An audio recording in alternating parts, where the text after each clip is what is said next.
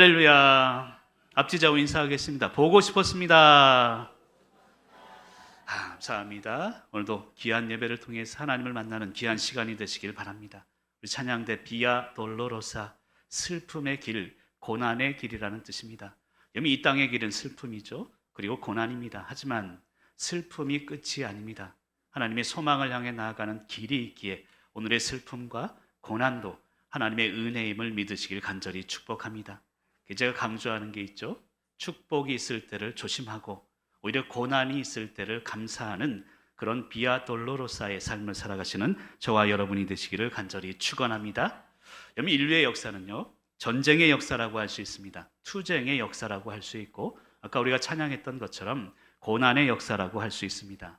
근데 사실 전쟁과 투쟁의 이면에는 두려움이 숨겨져 있습니다. 다시 말씀드리면 전쟁은 인간의 내면의 존재에 있는 두려움과의 싸움이다라고 할 수 있습니다. 여러분, 사실 보험이요, 보험 약관을 보면 요즘에는요 책 한 권이 됩니다. 예전에는 간단했었는데 보험이 갈수록 복잡해진다는 의미는 미래에 대한 불확실성, 미래에 대한 두려움을 반증하는 증거이기도 합니다. 인간 사회에 존재하는 진영 논리도 마찬가지입니다. 이것 또한 두려움의 증거임을 알아야 합니다. 나와 같은 사람들을 찾다 보니 진영이 생기게 되는 것이죠. 여러분, 저는 저희 아내가요 김치찌개를 아주 잘합니다. 오늘도 좀 해줬으면 좋겠다라는, 직접 얘기는 못하고 설교단을 통해서만 얘기를 합니다. 근데 우리 아내가 늘 이제 요리를 하고 나서 저에게 물어보는 게 있습니다. 이 요리를 하고 나면 맛이 어때 이렇게 물어봐야 되는데 맛있지 그렇게 물어봐요. 여러분, 이런 것도 어떻게 보면 나와 함께 하기를 원하는 그런 마음의 표현이 아닐까라는 생각이 들어집니다. 우리의 생각 속에 두려움이 있기 때문에 나와 같은 사람, 내 편을 만들기를 원하는 것이 우리의 삶에 일어나는 삶의 현상이라는 것입니다. 일주일을 보내면서 저는 그런 생각을 했습니다. 생각을 생각해야 합니다. 한번 따라할까요? 생각을 생각해야 합니다. 여러분, 그냥 생각해서는 안 됩니다. 고민하고 생각에 대해서 분명히 깊이 있는 삶의 과정을 겪어야 된다는 것이죠. 생각은요, 세 가지 개념으로 나눌 수가 있습니다. 첫 번째는 이념의 개념입니다. 이념이라는 것은 사회적인 방향성을 의미합니다. 사회의 방향성이죠. 그리고 이 자유민주주의가 우리의 이념이다라고 할 수 있는 것입니다. 이념이 다르면 국가와 국가 간에 다툼이 일어날 수 있습니다. 두 번째는 신념이라고 할 수 있습니다. 이것은 개인의 방향성을 의미합니다. 개인의 신념이죠. 신념이 다르면 개인이 충돌하게 되고 다툼이 일어날 수 있습니다. 이러한 것이 지금 사회적으로는 진보와 보수로, 그런 성향으로 나타날 수 있습니다. 근데 가장 중요한 것은 신뢰의 생각입니다. 이것은 관계의 방향성이다라고 할 수 있는 것입니다. 변하지 않는 존재 하나님이죠. 하나님에 대해서 변함없이 의지하는 것, 이것이 진정한 신뢰라고 할 수 있습니다. 신뢰하면요, 신뢰의 능력이 있습니다. 지난주에 어느 권사님이 머리가 깨질 듯이 아팠대요. 제가 예배 드릴 때 보니까 벌써 막 머리가 아프신 것 같아요. 그래서 이상하다, 평소와는 다르다 해서 MRI를 찍으러 갔다는 거예요. MRI가 좀 비쌉니까? 가격을 제가 오픈할 수는 없고 몇십만 원 두고 MRI 찍었는데 감사하게도 의사 선생님이 깨끗해요, 아무 의상 없어요 그러더래요. 그랬더니 약도 먹지도 않았는데 나오면서 다 나았더랍니다. 여러분, 신뢰의 능력이 여기 있습니다. 신뢰하고 내가 확신하면 모든 것이 해결되게 되어 있습니다. 이념, 신념 중요합니다. 하지만 신뢰가 바탕이 되지 않는 이념은 불필요합니다. 신뢰가 기초가 되지 않는 신념도 불필요한 다툼을 만들 뿐입니다. 사랑하는 성도 여러분, 이제는 신뢰를 기초해서 조화와 균형으로 나아갈 때인 줄 믿습니다. 인류의 상처들이 모여서 역사가 되는 거거든요. 지금의 상처들, 이것을 어루만지면서 먼 훗날 우리 후배들에게, 후손들에게 그때 많이 힘들고 아팠지만 이 일을 통해서 우리나라가 더 민족이 조화와 균형을 이루며 발전되었다, 평안을 이루었다 고백할 수 있는 그런 날이 올 줄 믿습니다. 그날을 향해서 서로를 신뢰하는 저와 여러분들 되시길 간절히 축원합니다. 예전에 바리스타 되시는 분이 이제 커피를 내려준 적이 있습니다. 그러면서 가장 맛있는 온도가 있대요. 커피에 가장 맛있는 온도가 있는데 그분에 의하면 한 65도, 70도, 오늘 어떤 권사님이 86도다 하셔서 80도까지 되겠구나라는 생각이 들었습니다. 맛이 있는 온도가 있다는 것이죠. 근데 그분이 또 그런 이야기를 하세요. 근데 목사님, 이 커피 원두 재료가 언제 안 좋은지 좋은지 알 수 있는지 아세요? 그러더라고요. 여러분, 온도가 똑같이 일정할 때는 원두 재료가 좋든 나쁘든 대체적으로 맛이 있대요. 근데 진짜 원두 재료가 좋은지 안 좋은지는 다 식은 후에 맛을 보아야 한답니다. 여러분, 그럴 때 있죠. 커피가 다 식었는데 마셔보니까 왠지 모르게 맛이 느껴질 때가 있습니다. 이것은 원두, 그 재료가 진짜 좋은 거를 썼다는 증거라는 것입니다. 여러분, 우리 관계도 마찬가지입니다. 우리의 삶, 뜨거울 때는 모릅니다. 우리 지금 예은이하고 태승이가 저기 앉아있지만 뜨거울 때는 잘 몰라요. 그런데 저기 박영로 집사님, 또 최영림 집사님 앉아 계시지만 3, 40년을 다 살아본 이후에, 식고 식은 이후에, 야, 저 사람이 진짜구나, 이것을 깨닫는 것이 잘 사는 삶이라고 믿습니다. 잘 사는 삶이란 그런 것입니다. 세월이 흘러 열정이 다 식은 후에도 이 사람 진짜구나, 그것을 깨닫고 느끼는 그 삶을 살아갈 수 있기를 간절히 축원합니다. 이런 변화에 대한 이야기를 하고 있는 것입니다. 왜 이리 사람이 변하지 않을까, 그런 고민을 할 때가 많습니다. 여러분, 제가 가끔 전화를 받는데요, 꼭 술에 취해서 한 잔 딱 걸치면 전화를 하시는 분이 계세요. 저희 교회 분은 아닙니다. 지난번에 전화가 오더니 목사님 하면서 혀가 꼬였어요. 평생을 살아도 아내 한 명 변화시키지 못합니다, 이런 고민을 하셨습니다. 제가 나중에 술이 깨서 전화를 했더니 왜 술만 먹으면 전화하냐 그랬더니 술 취하면 생각나는 사람이 목사님이라는 거예요. 제가 그런 사람입니다. 근데 그분에게 그런 얘기를 했습니다. 아니, 자기 자신도 변화시키지 못하는데 어떻게 누군가를 변화시킬 수 있겠습니까? 여러분, 중요한 사실이 있습니다. 내가 누군가를 변화시킬 수 없구나, 이것을 깨닫는 순간 진짜 변화가 시작된다는 것을 알아야 합니다. 여러분, 변화는 인간이 할 수 있는 게 아니라는 뜻입니다. 변화에 대해서 인간이 할 수 있는 유일한 것은 기다림입니다. 기다려주는 것이죠. 끝까지 지금 힘들고 어렵고 나에게 고통을 줄지라도 기다려주면 변화되는 것입니다. 우리 목사님, 언제까지 기다려요? 여러분, 천국 갈 때까지는 기다리십시오. 그래야 진정한 영생의 삶을, 그 삶을 나아가면서 당당하게 외칠 줄 믿습니다. 초대교회는요, 로마 시대의 박해로 인해서 성장했다라고 할 수 있습니다. AD 313년 밀라노 칙령을 통해서 로마의 황제 콘스탄티누스 황제가 이제 국교로 기독교를 결정하게 됩니다. 300년이 흘러서 비로소 이제 기독교로 국교가 됐다는 것이죠. 이 300년 동안 교회가 한 일이 무엇일까요? 교회사를 읽다 보면요, 교회가 한 일, 어떤 프로그램을 만들었을까요? 전도를 했을까요? 그렇지 않습니다. 300년 동안 변함없는 기다림의 그런 시간을 보냈다는 것입니다. 사랑하는 성도 여러분, 변함이 없어야 변화가 됩니다. 그것을 깨닫는 저와 여러분들이 되시길 간절히 축원합니다. 한번 따라할까요? 변함이 없어야 변화가 됩니다. 변화에 대한 이야기를 좀 더 하면요, 인간은 나 스스로를 볼 수 있는 존재가 아닙니다. 그래서 거울이 필요하죠. 거울이 없다면 우린 죽는 날까지 내 자신의 모습이 어떻게 생겼는지 볼 수가 없는 존재입니다. 비추어서 보는 존재가 인간이라는 것입니다. 그리고 관계 속에서도 마찬가지입니다.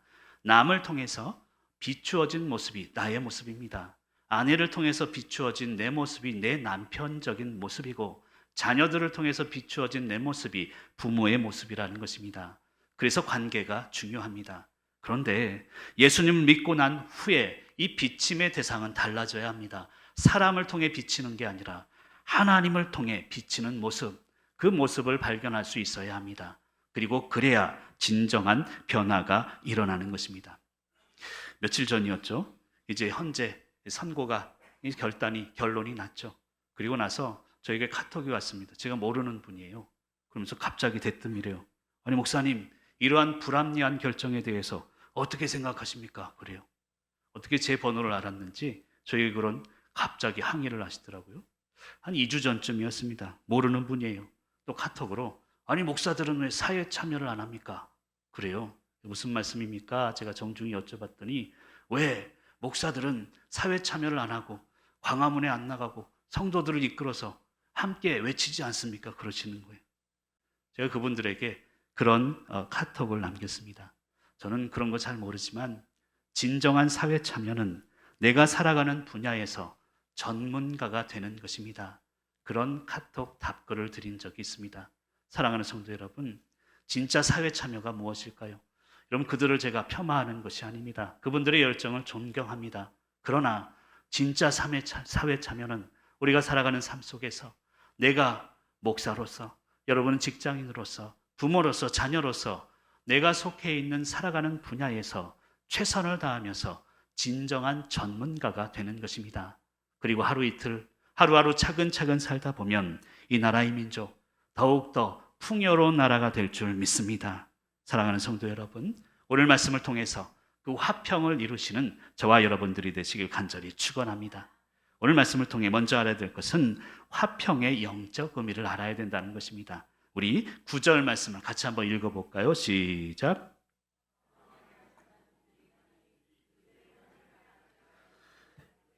여러분, 화평하는 자가 복이 있대요. 여러분, 화평이라고 생각하면 우리는 흔히 싸우지 않는 것, 서로를 받아주는 것, 이 정도로 생각합니다. 맞습니다. 그러나 화평의 영적인 의미를 먼저 알아야 합니다. 여러분, 화평은요, 내려놓음의 상태를 화평이라고 할 수 있습니다. 내려놓아야 된다는 것이죠. 다툼이 없는 것이 화평이지만 화평은 내려놓는 것입니다. 저희 아내가 저 뒤에 있습니다만 저와 아내는요, 많이 다퉈요. 믿지를 않으시네요. 어제도 다퉜어요. 그런데 화평이 깨지는 적은 없습니다. 여러분, 중요한 개념이 있어요. 서로 다를 수 있습니다. 하지만 화평이 깨어져서는 안 됩니다. 왜? 화평은 내려놓음의 상태이기 때문입니다. 여러분, 두 가지에 대해서 내려놓을 수 있어야 합니다. 첫 번째는 상황에 대해 내려놓을 수 있어야 합니다. 지금의 상황, 나라, 그리고 개인적인 상황들, 이것마저도 비교하지 말고 하나님께 맡길 수 있어야 합니다. 그래야 화평의 상태가 되는 것입니다. 두 번째는 사람에 대해 내려놓을 수 있어야 되는 것입니다. 여러분, 중요한 사실은 모든 사람이 나를 좋아할 수는 없습니다. 그것 때문에 완벽한 사람이 되려고 해서는 안 됩니다. 여러분, 완벽해지려고 하면 늘 가면을 쓰게 됩니다. 완벽해지려고 하는 순간 거짓된 모습으로 살아가게 되는 것입니다. 제가 예전에 한평생 글을 이렇게 쓴 적이 있습니다. 위대한 사람이 되기보다 유일한 사람이 되십시오. 여러분만이 할 수 있는 유일한 사람, 사람에 대해서 진실된 모습으로 진실된 삶을 살아가시기를 간절히 축원합니다. 이게 화평이라는 것입니다. 두 번째 화평은요, 관계 회복의 상태라고 할 수 있습니다. 여러분, 관계가 회복되면 그게 화평이거든요.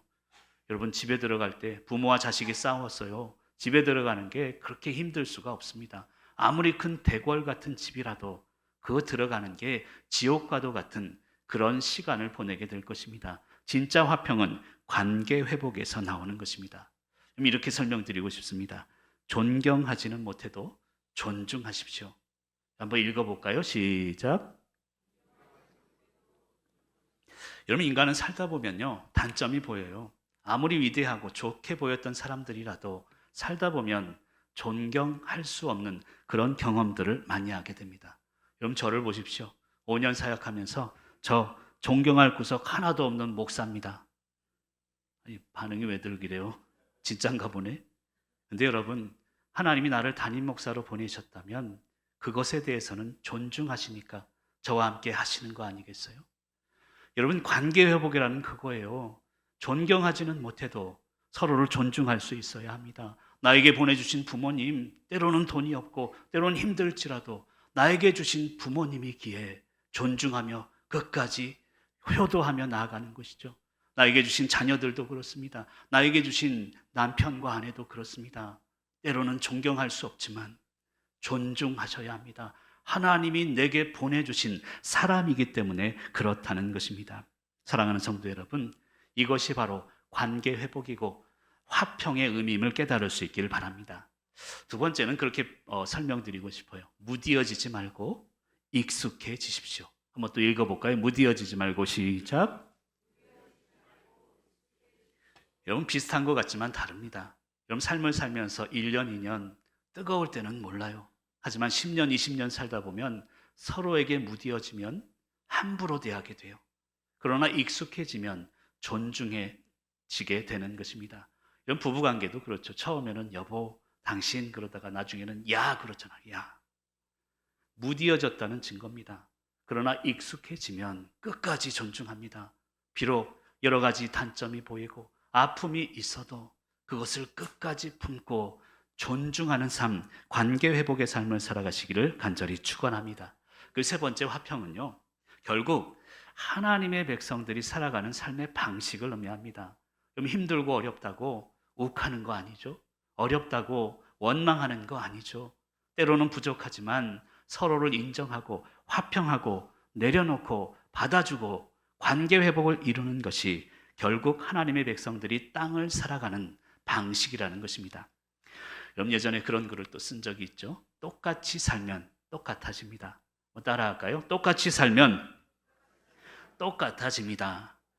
저와 여러분은 땅을 살아가지만 하늘나라의 백성입니다. 땅을 살아간다고 땅과 똑같이 살면 똑같아질 뿐입니다. 하늘나라 백성임을 잊지 마시길 바랍니다. 땅에서의 삶이 끝이 아니기 때문입니다. 천국에서의 삶, 영생의 삶을 위해 이 땅의 삶이 존재한다는 것을 잊어버려서는 안 됩니다.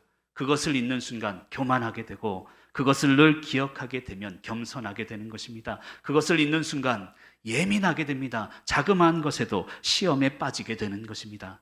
여기 고린도전서 15장 44절에 보면 이런 말씀이 있는데요. 같이 한번 읽어볼까요? 시작. 육의 몸이 있은즉 또 영의 몸이 있느니라. 아멘.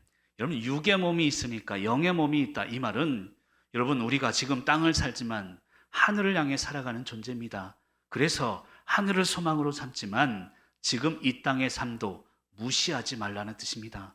이 땅의 삶이 영생의 삶의 연장선이 될 수 있도록 노력하시고 화평하게 사시는 저와 여러분들 되시길 간절히 축원합니다. 그리고 두 번째로 오늘 의를 위해 박해를 받는다라는 말씀이 나오는데요. 그 영적 의미를 또 알아야 합니다. 우리 10절 말씀 또 같이 한번 읽어볼까요? 10절입니다. 시작.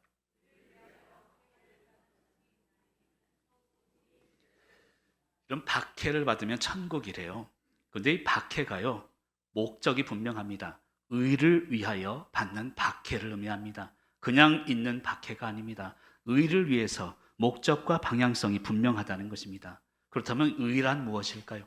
여러분 의를 생각하면 우리 인간은 정의 그리고 옳고 그름에 대해서 생각하게 됩니다. 하지만 오늘 말씀 이야기는 의라는 것은 예수 그리스도를 따라가는 삶 그 자체를 의미합니다. 주님을 따라가면서 받는 박해, 그 박해를 통해서 우리는 천국에 이룰 수 있다는 것입니다.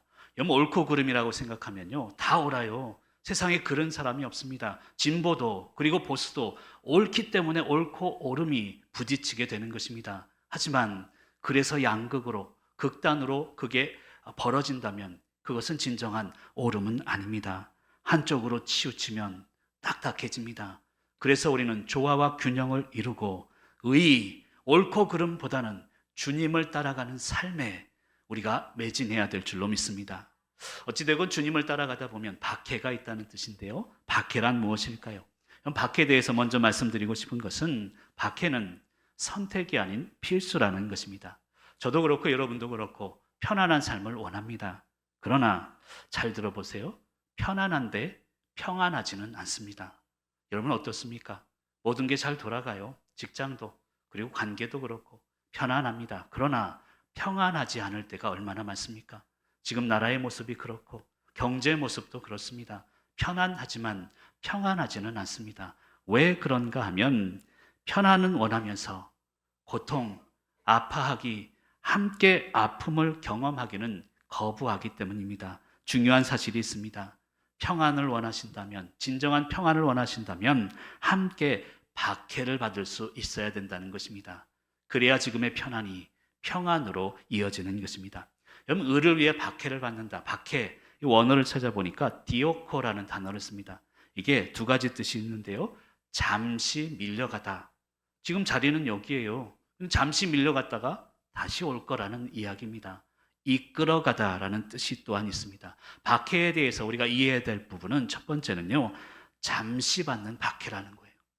박해가 영원하지 않습니다. 지금 내게 주시는 고통이 영원하지 않습니다. 여러분 12월부터 지금까지 우리나라가 얼마나 고통을 받았습니까? 그러나 이렇든 저렇든 결론은 내리게 되어 있는 것입니다. 잠시였고 이제 이후의 삶이 중요하다는 것입니다. 그리고 박해는 결과가 아닌 과정임을 분명히 우리는 깨달아야 합니다. 박해가 있을 때, 힘들고 어려울 때 그게 결과라고 생각하니까 자살하는 거예요. 그건 결과가 아닙니다. 과정일 뿐입니다. 그리고 그 박해를 과정으로 여기며 나아가는 귀한 삶을 살아가야 될 줄로 믿습니다. 여러분 힘드시죠? 그게 결과가 아닙니다. 그게 결과라고 생각하면 나는 끝이야. 어떻게 살지? 여러분 과정일 뿐입니다. 이 과정을 견디면서 하나님이 원하시는 하나님의 나라와 의를 향해 나아가는 믿음의 사람들 되시기를 간절히 축원합니다. 그리고 두 번째로 이 박해의 목적을 또한 분명히 해야 합니다. 그러니까 무엇을 위한 박해인가가 중요하다는 것이죠. 박해에도요 방향성이 있습니다. 사실은 내가 만든 박해가 있어요. 내가 내 스스로 만든 고통이 있는데 그것을 우리는 하나님 왜 이래요? 왜 나에게만 이런 고통을 줍니까? 원망할 때가 있습니다. 이것을 분명히 구분해야 합니다. 하나님이 나에게 주신 박해인지 내가 내 스스로 만든 고통인지를 구별할 수 있어야 하는 것입니다. 사랑하는 성도 여러분, 하나님이 나에게 주시는 박해라면 인내하십시오. 그러나 내가 내 스스로 만든 박해와 고통이라면 당장 돌이켜야 합니다.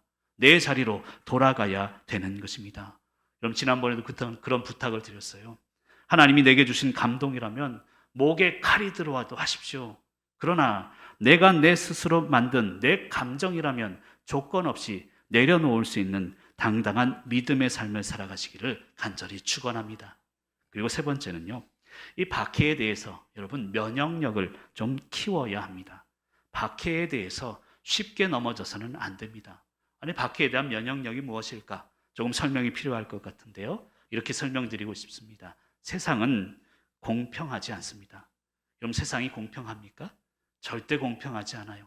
그러나 공정하신 것을 우리는 깨달아야 합니다. 우리가 흔히 이야기합니다. 공평하신 하나님. 그런데 세상을 보세요. 이게 공평한 세상입니까? 절대 공평하지가 않습니다. 부모 잘 만나서 대학에 들어가는 사람이 있나 하면 날 때부터 벌써 3살, 4살짜리가 주식을 몇십억씩 가지고 있는 애가 있는가 하면 여러분 보세요.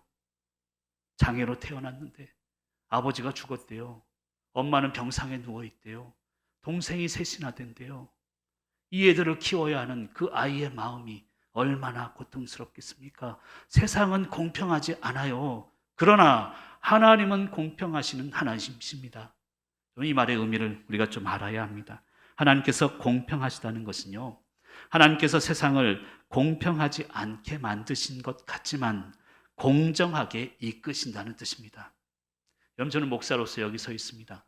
여러분들에게 호떡 하나를 주려면 호떡 한 10개를 주려면요 똑같이 10개를 줘야 돼요. 아니면 내일 당장 전화가 옵니다. 나는 왜 9개야? 나는 왜 5개야? 여러분 이것을 공평이라고 한다면요 공정은 좀 달라요. 힘들고 아픈 사람들에게 조금 더 줄 수 있는 것입니다. 그리고 내가 덜 받아도 그것을 인정하고 함께 나아갈 수 있는 삶, 그게 공정한 삶이고 하나님이 이끄시는 하나님의 놀라우신 은혜임을 믿으시길 바랍니다. 이것을 깨달으면 면역력이 생긴다는 거예요. 아무리 박해가 와도 이해할 수 있다는 것입니다. 여러분 하나님은요 잘해서 하나님이라기보다는요 우리가 못해도 괜찮아 하시는 하나님이세요. 너 잘했구나. 어떤 위대한 결과를 칭찬하기도 하시지만 얘야 실패한 나에게 먼저 다가오셔서 얼마나 아프니 이것을 위로하는 하나님을 알아야 합니다. 그래서 하나님은 공평하진 않아도 공정하신 분임을 믿으시길 바랍니다. 이것을 깨달아야 박해에 대해서 면역력을 가질 수가 있다는 것입니다. 결론적으로 박해에 대한 면역력이라는 것은 하나님은 공정하시고 우리가 아플수록 아픈 만큼 더욱 다가오시는 분이구나. 이것을 깨달으면 어떠한 박해가 와도 면역력을 가지고 승리하게 될 줄 믿습니다. 그런 박해, 그 박해를 즐거워할 줄 아는, 고난을 즐길 줄 아는 저와 여러분들 되시길 간절히 축원합니다. 그리고 마지막 세 번째로 이 팔복에 대한 이야기 오늘 마무리하려고 하는데요. 팔복은 결국 복이 아닙니다. 복에 대한 이야기를 하는 게 아니라 어떤 사람이 복을 받는가, 이것에 대한 이야기를 하고 있는 거예요. 즉 복을 받는 사람들의 상태에 대한 설교 말씀이 바로 팔복의 말씀이라는 것입니다. 12절 말씀 같이 한번 읽어볼까요? 12절입니다. 시작. 너희 전에 있던 선지자들도 이같이 박해하였느니라. 아멘. 이런 빨간 글씨 기뻐하고 즐거워하라. 이게 땅에서의 복입니다. 하늘에서 복이 있는데 너희의 상이 크다라고 이야기하고 있습니다. 이런 팔복은 결국 복을 받을 거야 이게 아니라 이렇게 살아야 한다, 이것을 설명하고 있다는 것입니다. 복 자체도 중요하고 아름답지만 복을 받는 과정이 더 중요하고 아름다워야 함을 말씀하고 있습니다. 저는요 새벽마다 여러분의 복을 기도합니다. 복, 복, 복. 한국 사람 제일 좋아하는 음식 아시죠? 김치찌개. 보글보글 끓어서 여러분이 조시는 것 같아서 했는데 웃지도 않아 주시고, 이런 복을 받는 게 아름답다고 저는 믿어요. 그러나 복을 받기까지의 과정이 더 아름다워야 합니다. 그것을 오늘 말씀은 이야기하고 있다는 것입니다. 사랑하는 성도 여러분, 하나님께서 우리에게 주시는 그 복을 받는 과정에 대해서 고민하시기를 바랍니다. 여러분, 사실 성경은 시작과 끝이 분명한 책입니다. 애굽으로 들어갔기에 애굽을 나오는 출애굽이 있는 것이죠. 그런데 사실 성경이 강조하는 것은 시작, 끝이 아니에요. 그 중간 과정을 강조하고 있습니다. 애굽으로 들어간 것, 시작이 있고 출애굽, 나온 끝이 있지만 그 과정 가운데 10가지 재앙이 분명히 기록되어 있습니다. 아니, 하나님이 뭐가 아쉬워서서 그냥 끌어내면 되잖아요. 끝이 중요하다면 그 고통받는, 애굽에서 고통받는 그 이스라엘 민족을 그냥 끌어내면 됩니다. 그러나 10가지 재앙을 넣으신 이유는 힘들고 어려워도 이 과정을 통해 하나님이 계시구나, 이것을 깨닫는 것입니다. 그래서 과정이 중요한 것이고 하나님께 영광 돌리는 과정으로 살아야 합니다. 지난번에도 말씀드렸지만 저는 목사로서 기도하는 게 있습니다. 하나님, 속초교회를 이끌 수 있도록 담대함을 주세요. 아멘도 안 해주시고 담대함을 주세요. 근데 담대함 안 주시더라고요. 그런데 교회를 힘들게 하세요. 복잡한 상황들을 주세요. 그것들을 하나하나 하루하루 기도하면서 견디다 보니까 담대함이 생겼어요. 하나님, 성도님들을 사랑하는 마음을 주세요. 그랬더니 안 줘요. 오히려 비상식적인 사람들을 보내주세요. 아니, 어디 알지도 못하는 사람이 카톡에다 대고 욕을 합니까? 비상식적인 사람들 아닙니까? 그런데 하루하루 그분들과 하나하나 차근차근 살다 보니 그분들을 사랑하는 마음이 생기는 거예요. 여러분, 그래서 중간 과정이 중요합니다. 성경에서 이야기하는 이 복도 아름답지만 복을 받게 되는 사람으로 빚어가는 그 과정이 더 아름다워야 되는 것입니다. 여러분, 이제 설교의 결론을 내려야 될 것 같은데요. 여러분, 땅에서의 삶은, 땅에서의 복은요, 결과가 아닙니다. 오늘 말씀에 의미하면 기쁨과 즐거움, 그것 자체가 땅에서 누리는 복임을 알아야 합니다. 여러분, 땅에서 우리가 물려줄 것은 돈 아니거든요. 우리 자녀들에게 좋은 대학 가는 것, 그리고 나이 들어서 자식 자랑하며 사는 것, 그거 아닙니다. 살면서 바라기는 믿음의 추억을 물려주시길 바라요. 내가 부모로서 자녀들에게, 할아버지 할머니로서 우리 손자 손녀들에게 믿음의 추억을 물려줄 수 있다면 그것이 땅에서 누리는 복임을 믿으시길 바랍니다. 저는 천국에 가신 아버님을 추억합니다. 아버님께 제가 받은 유산이 얼마나 되는 줄 아세요? 기대하지도 않고 저는 한 푼도 받은 게 없습니다. 그런데 아버님으로 받은 좋은 추억들이 많아요. 그 따뜻한 말 한마디, 함께했던 시간들, 그것이 진정한 땅에서의 축복입니다. 그래서 오늘 말씀은 이야기합니다. 기쁨과 즐거움의 상태, 그게 진정한 복이라는 것입니다. 아버님이 낚시를 좋아하셨어요. 그 큰 짐자전거에 뒤에다 이렇게 낚싯대를 실으시고 앞에는요, 그 당시에 뭐 이렇게 꼬마 아이를 이제 안게 하는 그런 게 있었어요. 그걸 장착하시고 안전벨트 같은 거 딱 묶으시고 저를 이렇게 태워 가셨습니다. 제주도 서부도 방파제에 가서 이제 낚시를 하는데, 저는 지난번에도 말씀드렸지만 아버님이 낚시에 소질이 없는 줄 알았어요. 저희가 2남 4녀거든요. 그럼 최소한 한 6마리, 10마리는 잡아와야 이게 먹을 거 아닙니까? 근데 꼭 한두 마리씩밖에 못 잡아오세요. 그날 딱 낚으시는데 이야, 굉장히 막 잘 낚으시는 것 같아요. 근데 한 두세 마리 잡았을까요? 갑자기 낚싯대를 접으시더니 저에게 그러셨습니다. 종범아, 가자 그래요. 아버지, 좀 더 잡으면 더 많이 잡을 것 같은데. 그때 제게 했던 말씀이 아직도 기억이 납니다. 종범아, 적당할 때 그만둬야 한다. 한번 따라 할까요? 적당할 때 스톱. 그게 땅에서의 복입니다. 그리고 기쁨과 즐거움을 누릴 수 있다면 그게 진정한 복입니다. 그래야 하늘에서의 복이 우리를 기다리고 있어요. 하늘에서의 상이 비로소 주어지는 것입니다. 하늘의 상이 크도다. 여러분, 우리가 살고 있는 세상은요, 그래서 그럼에도 불구하고 힘듭니다. 삶을, 세상을, 그리고 영생을 바라보며 살지만 여전히 고통이 있어요. 좋습니다. 참겠어요. 그런데 악한 놈들이 더 잘 살잖아요. 나보다 못된 놈들이 더 잘 살고 교회 나오지도 않는 놈들이 더 잘 살고 더 잘 나가잖아요. 그래서 힘들 때가 많습니다. 여러분, 성경은 그래서 얘기해요. 내게 능력 주시는 자 안에서 모든 것을 할 수 있느니라.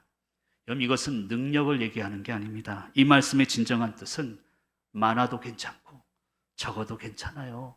있어도 괜찮고 없어도 괜찮습니다. 무시당해도 괜찮고 인정받아도 괜찮습니다. 내게 능력 주시는 자 그 안에 있으니 이것을 설명하는 말씀임을 깨달아야 될 줄로 믿습니다.